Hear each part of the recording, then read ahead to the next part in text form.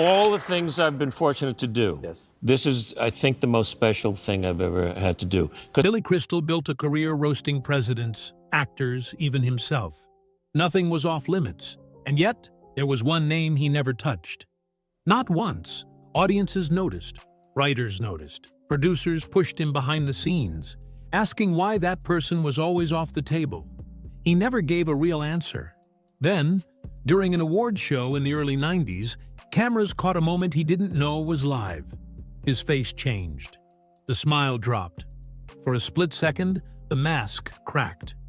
Years later, he finally admitted the truth. Not in an interview, not on a stage, but buried inside a film he dedicated to that person.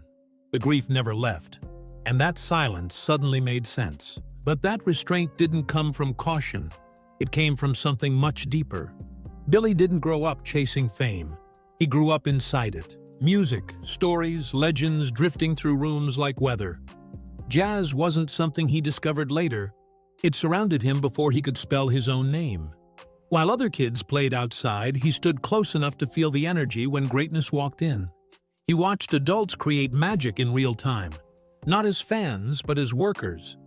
That environment wired him early.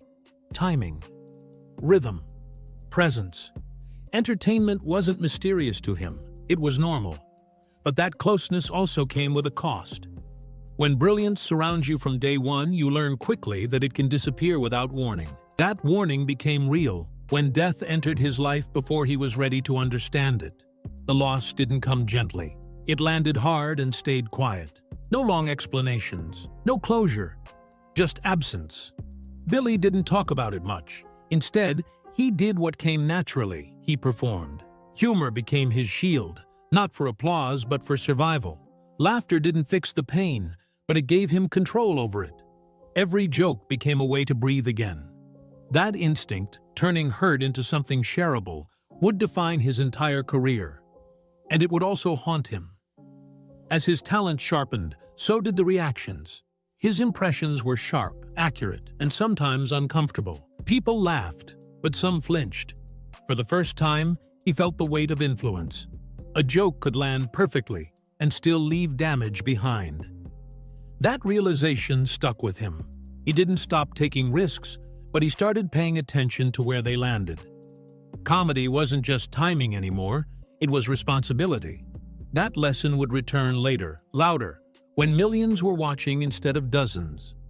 Then, television handed him a role no one else wanted. Groundbreaking, risky, and exposed from every angle.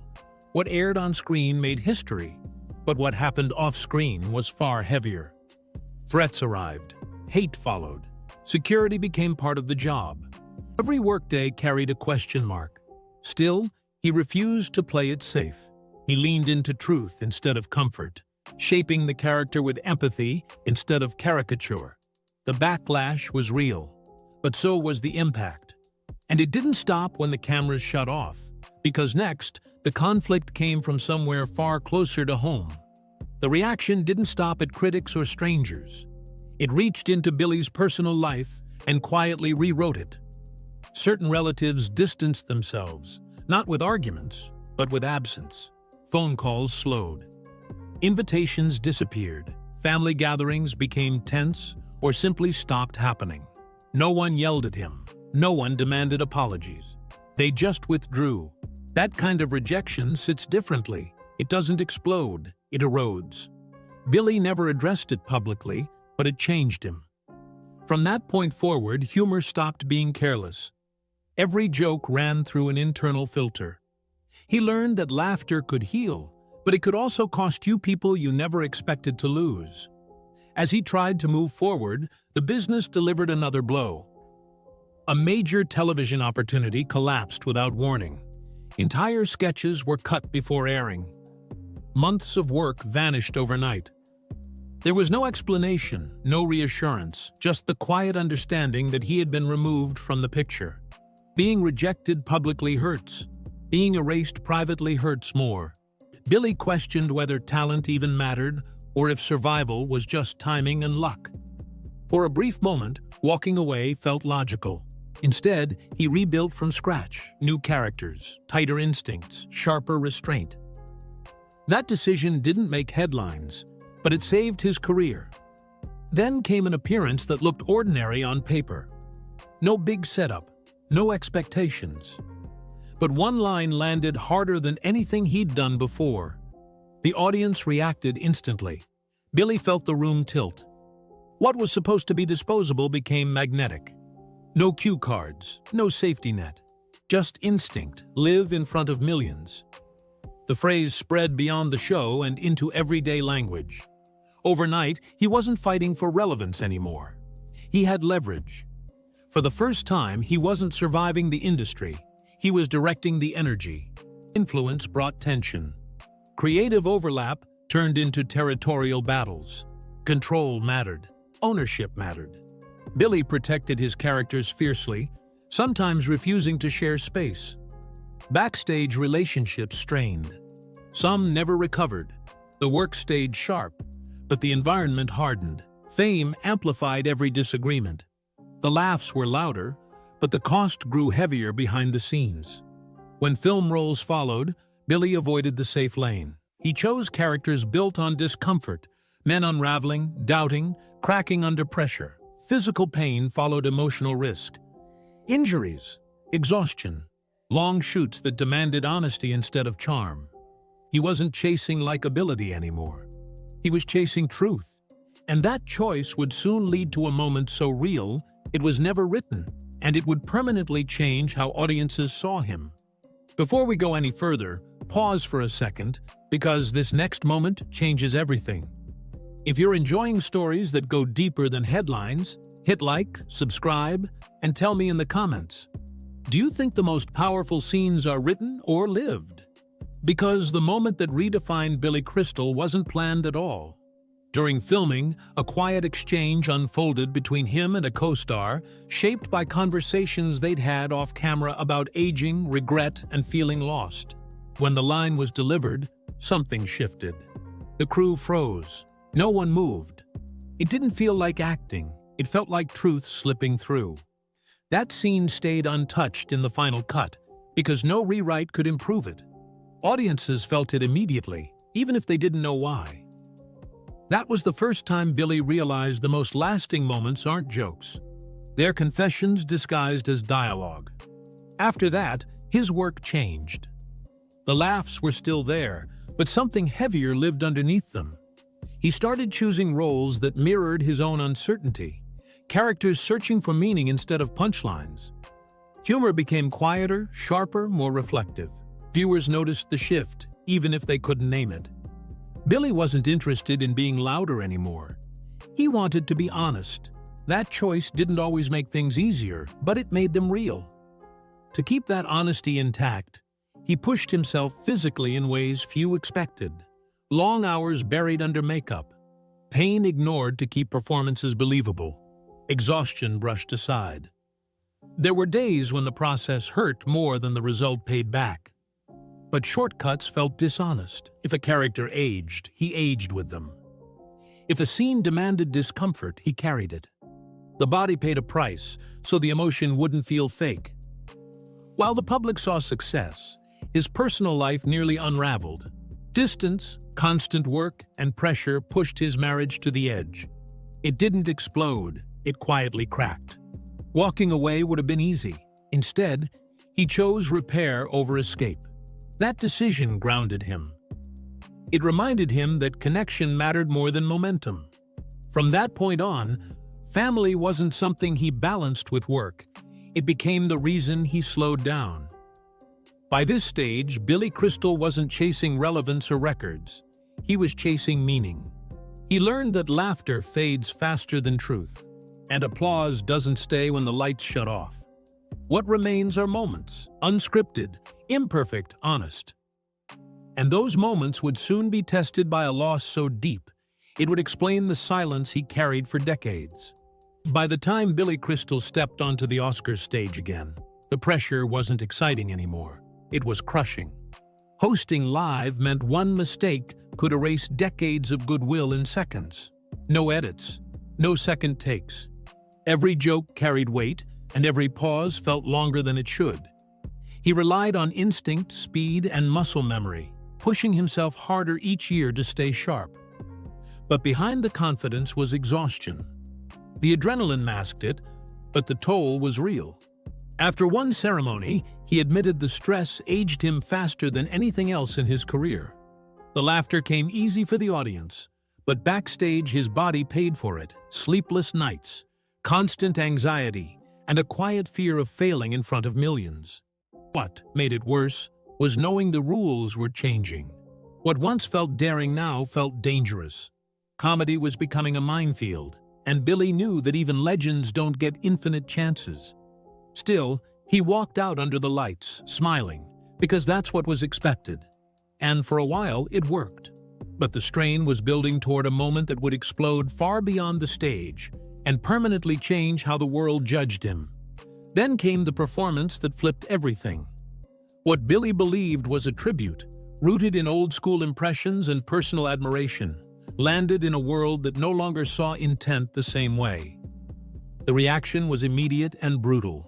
Social media erupted. Headlines moved faster than explanations. Context vanished.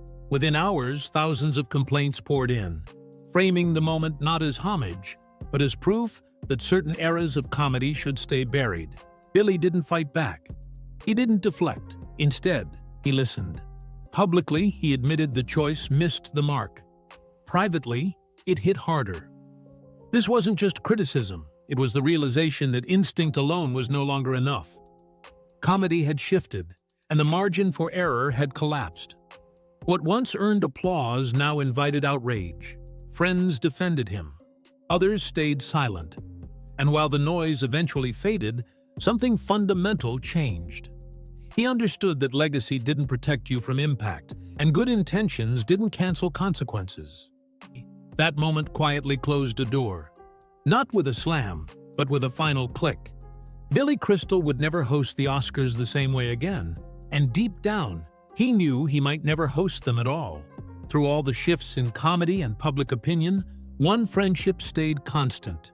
It wasn't loud or performative. It was private, built on shared chaos and quiet understanding. Billy and his closest friend bonded over pressure, the kind that doesn't show up on stage but waits backstage when the lights go out. They understood each other without explanations. During one award show, when that friend went off script in a raw, unpredictable moment, Billy didn't panic. He stepped in naturally, grounding the room, steadying someone who was slipping.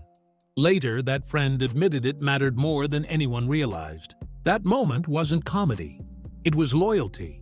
But friendships like that carry weight, and when they break hard. Years later, when the call came, it didn't feel real. Billy froze. The loss wasn't public at first, it was internal.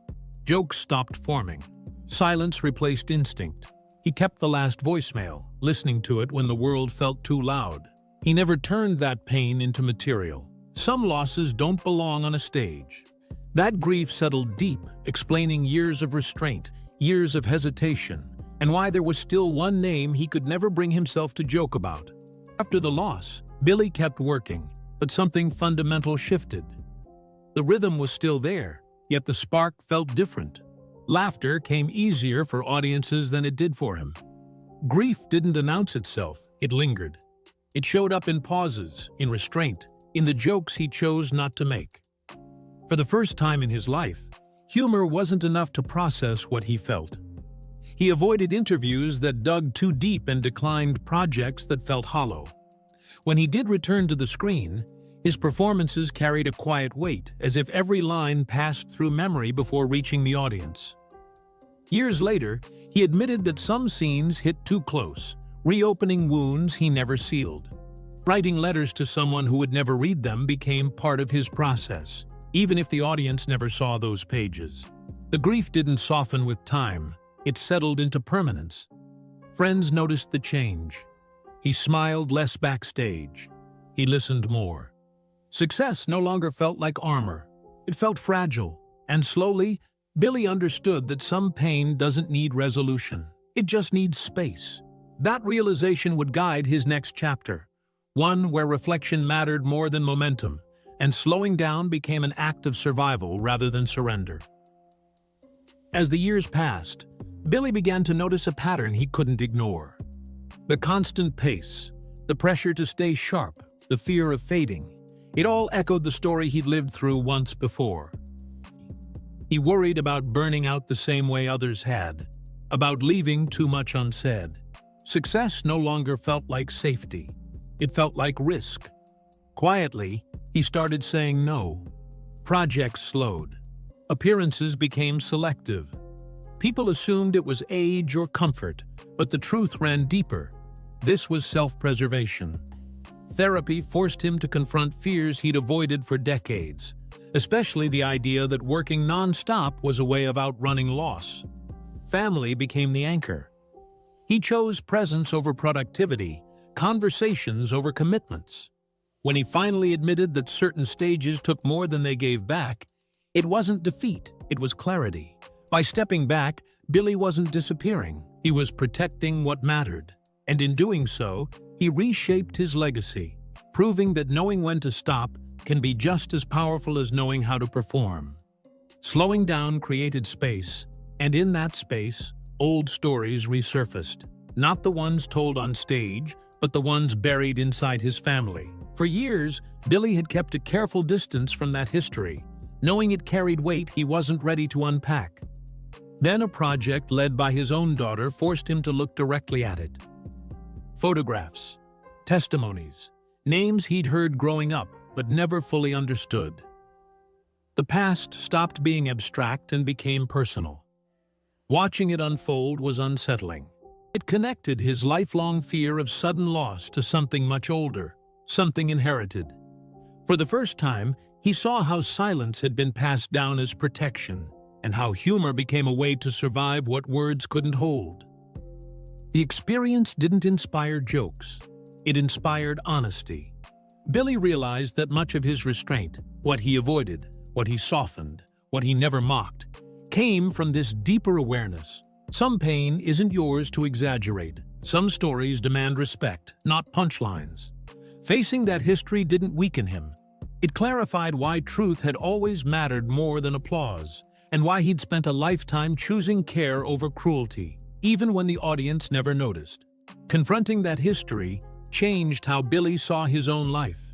For years, he'd been driven by an unspoken fear that slowing down meant disappearing and stopping meant something worse. Watching others burn out too early had wired urgency into him. Work wasn't just ambition, it was protection. Therapy finally forced him to name it.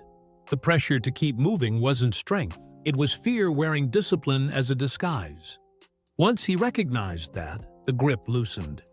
He stopped measuring his worth by output and started paying attention to how he felt when the room was quiet. Rest stopped feeling like laziness, it felt earned. He allowed himself to be present without needing a punchline. That shift didn't erase the past, but it stopped it from repeating. Billy wasn't trying to outrun loss anymore. He was learning to coexist with it. And in that stillness, something unexpected happened. The urge to prove himself faded. The need to be seen softened. He found value in moments no audience could applaud. By choosing to break the cycle instead of fueling it, Billy rewrote the ending he'd always feared and discovered that survival doesn't always look like success. After breaking the cycle, Billy made a decision that terrified him more than any live audience ever had. He stepped onto a stage alone, with no characters to hide behind, no impressions to soften the edges, and no ensemble to share the weight. Just memories, real ones. He opened family albums, spoke names that had never made it into his routines, and allowed silence to sit where laughs usually lived. Night after night, the audience didn't roar, they listened. Some cried. Some sat completely still. Billy realized something profound in those moments. Laughter isn't the only measure of connection. Honesty can hold a room just as powerfully. The performance forced him to relive moments he'd buried for decades, especially the sudden loss that shaped his fear of time running out. Each show felt less like entertainment and more like release. There was no escape route. If a memory hurt, he stayed with it. If emotion cracked his voice, he didn't cover it. The response surprised him. People didn't pull away. They leaned in. For the first time, Billy wasn't rewarded for speed or cleverness, but for vulnerability. The experience rewired his relationship with the audience. He no longer needed to earn affection with jokes. Simply telling the truth was enough. That realization changed how he approached everything that followed. Because once you learn you can stand alone without armor, you stop being afraid of what silence might reveal. After standing alone with his truth, Billy returned to film carrying something heavier than any script. This time, he wasn't interested in reinvention or applause. He wanted honesty, even if it hurt. The character he chose felt uncomfortably familiar. A man shaped by loss, living with words he'd never get to say. On set, certain scenes cut too close. Lines meant to be fictional echoed real conversations that had ended years earlier. Writing letters that would never be read wasn't acting, it was memory. Crew members noticed the shift. The humor was quieter. The pauses lingered longer. Emotion wasn't performed, it surfaced. When filming wrapped, Billy made a decision he'd avoided for decades. He dedicated the film to the one person he could never joke about, the loss that explained every hesitation, every silence, every boundary he refused to cross. It wasn't a public confession, but it was the closest thing to one. He later admitted that grief doesn't disappear when the lights turn off, it just finds new shapes. This film wasn't about closure, it was acknowledgement, a way of saying what comedy never allowed him to say out loud. And for those who knew where to look, the message was clear. Some love is too real to be turned into a punchline, and some pain earns its place by being left untouched. Looking back, the silence finally makes sense. Billy Crystal never avoided that name because he was afraid of backlash, or because the joke wouldn't land. He avoided it because some bonds don't survive being turned into material. Comedy had always been his way of processing the world, but that loss sat outside the craft. It wasn't something he could shape, sharpen, or share. It was something he carried. Over time, audiences saw restraint as professionalism, or sensitivity, or growth. In truth, it was loyalty, the kind that doesn't announce itself and doesn't ask for credit. Every pause, every redirected punchline, every moment he chose not to go there was an act of respect. As his career slowed and the spotlight softened, that choice became the clearest part of his legacy. Not the awards, not the catchphrases, not the box office numbers. What remains is the proof that humor doesn't have to touch everything to be powerful. Sometimes the strongest line a comedian can draw is the one he refuses to cross. And in a world that rewards constant exposure, Billy Crystal showed that holding something sacred can speak louder than any joke ever could.